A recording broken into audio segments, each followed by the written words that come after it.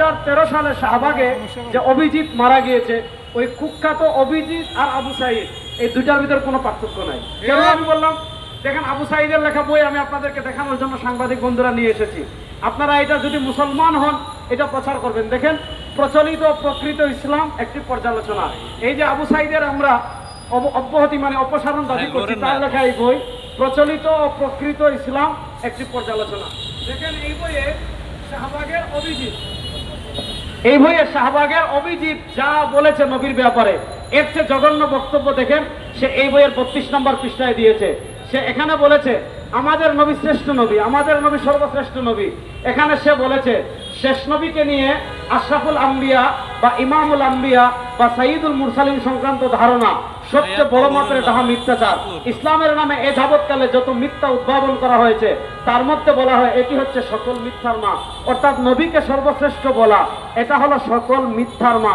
আমি বাংলাদেশের সকল সাধারণ মুসলমানদের কাছে এক নম্বরে অনুরোধ করব, এই আবু সাইদকে যেখানে পাবেন গলায় জুতার মালা দিয়ে সেনাবাহিনীর কাছে তুলে দিবেন, কারণ সে হলো নবীর দুশমন।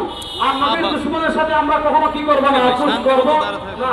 দেখেন, একদিকে সে নবীর সাথে বেয়াদবি করছে, আবার আরেকদিকে সে কি করছে জানেননি? এই যে বইয়ে দেখেন, এখানে এসে 64 নম্বর পৃষ্ঠায় সে শেখ হাসিনার প্রশংসা করতেছে, নবী করিম সাল্লাল্লাহু আলাইহি ওয়াসাল্লামকে গালি দিচ্ছে। আর এখানে এসে 64 নম্বর পৃষ্ঠায় প্রথমে শেখ মুজিবের প্রশংসা করেছে, তারপর শেখ হাসিনার প্রশংসা করেছে। এই বইয়ের পাতায় পাতায় সে বুখারী শরীফকে গালি, ইমাম বুখারীকে গালি দিয়েছে। বুখারী, মুসলিম, তিরমিজি, নাসাই, আবু দাউদ এই সকল কিতাবকে ফালতু, এই সকল কিতাবকে আজে বাজে কিতাব এগুলো বলেছে। অর্থাৎ সে সাহাবাই অভিজিৎ এরকম যেরকম নাস্তিক, সে বলল এই লেভেলের নাস্তিক। এরকম একটা নাস্তিককে অপসারণ তো করতে হবে, যদি না করেন বাংলাদেশের মানুষ জেনে হিচে নামিয়ে ফেলবে আপনাদের। এক নম্বর দাবি হলো আমাদের পরিষ্কার, একে অপসারণ করতে হবে। 2 নম্বর কথা হলো তাকে যারা নিয়োগ দিয়েছে, আপনি বাংলাদেশের 93% মুসলমানের সাথে তামাশা করবেন? এদেশের 92% মুসলমান মানুষ হলো মুসলমান। এই 92% মুসলমানের প্রাণের দাবিকে বাদ দিয়ে একজন চিহ্নিত হাদিস অস্বীকারী নাস্তিককে আপনারা ইসলাম শিক্ষা বইয়ের পরিমার্জনের দায়িত্ব দিয়ে তামাশা কারা করেছে, এই কমিটি কারা করেছে? আন্দোলন করলাম আমরা, 4 তারিখে কারফিউ ভাঙলাম আমরা, 5 তারিখে প্রথম কারফিউ ভাঙলাম আমরা। আমাদের মুসলমানদের প্রাণের দাবিকে ওভারটেক করে এই ধরনের চিহ্নিত নাস্তিককে যারা কমিটিতে যুক্ত করেছে তাদেরকে আমরা চিনতে চাই, তাদেরকে শাস্তির আওতায় আনতে হবে। আমাদের 3 নম্বর দাবি শুনেন, আমরা শুনেছি, আমরা বিশ্বস্ত সূত্রে খবর পেয়েছি যে তারা কি করেছে। এনসিটিভির চেয়ারম্যানও গতকাল বলেছেন যে পরিমার্জন শেষ দিকে রয়েছে, নতুন কমিটি করার প্রয়োজন নাই। আজকে আমরা খবর পেয়েছি আগামী অক্টোবরের 15 তারিখের মধ্যে আপনারা প্রেস অর্ডার করবেন বই ছাপানোর জন্য। আমাদের বাংলাদেশের 92% মুসলমানের প্রাণের দাবি হলো এই নাস্তিক মুরতাদরা যে বইগুলো লিখেছে এগুলো সম্পূর্ণ রিভিউ করার আগে ছাপায় যাওয়া যাবে না, ছাপায় যাওয়া যাবে না। দেখেন, আমরা আমাদেরকে বলছি না যে আমাদের কাছে রিভিউ করতে দেন। আপনারা জানেন বাংলাদেশের সম্মানিত ধর্ম বিষয়ক উপদেষ্টা আল্লামা ডক্টর আহমদ খালিদ হাফিজাহুল্লাহ, তিনি পৃথিবী পরিচিত একজন আন্তর্জাতিক ইসলামিক স্কলার।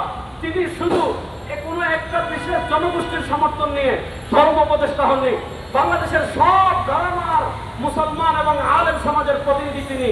আমাদের দাবি হলো ধর্ম মন্ত্রণালয়ের সম্মানিত উপদেষ্টা আল্লামা ডক্টর আহমদ খালিদ হাফিজাহুল্লাহর মাধ্যমে এই বইগুলো রিভিউ করে ছাপায় দিতে হবে। যদি ছাপায় না দেন, আওয়ামী লীগের আমলে দেখেছেন ফ্যাসিস্ট আওয়ামী লীগ শরীফার গল্প রেখে তারা এটা রাখতে পারে নাই, পরিবর্তন করতে বাধ্য হয়েছে। আমরা অন্তর্বর্তীকালীন সরকারকে বলবো, ভুলে বলা ইসলাম বিদ্বেষপূর্ণ কথা ভরপুর বই ছাপিয়ে আবার আমরা আন্দোলন করব, বাদ দিবেন, আবার নতুন টেন্ডার করবেন, আবার নতুন বই ছাপাবেন, রাষ্ট্রের কোটি কোটি টাকা নষ্ট করবেন। এগুলো কি আপনার বাবার টাকা? এগুলো তো আপনার বাবার টাকা না। সুতরাং এই বইগুলো ছাপার আগে অবশ্যই ধর্ম মন্ত্রণালয়ের মাধ্যমে কি করতে হবে, রিভিউ করে এই বইগুলো কি করতে হবে, ছাপায় দিতে হবে। যদি আমাদের দাবি না মানেন, আমরা পরিষ্কার ঘোষণা দিয়ে যাচ্ছি, যদি আমাদের দাবি না মানেন অক্টোবরের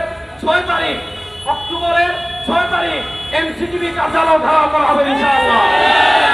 এরপরে যদি আমাদের দাবি না মানেন শিক্ষা মন্ত্রণালয় ঘেরাও করা হবে ইনশাআল্লাহ। আমরা 52 বছর থেকে ইসলামপন্থীরা, এই 52 বছর শুধু না, বাংলাদেশের শুরুর যুগ থেকে দেখেন ফ্যাসিস্ট আওয়ামী লীগের আমল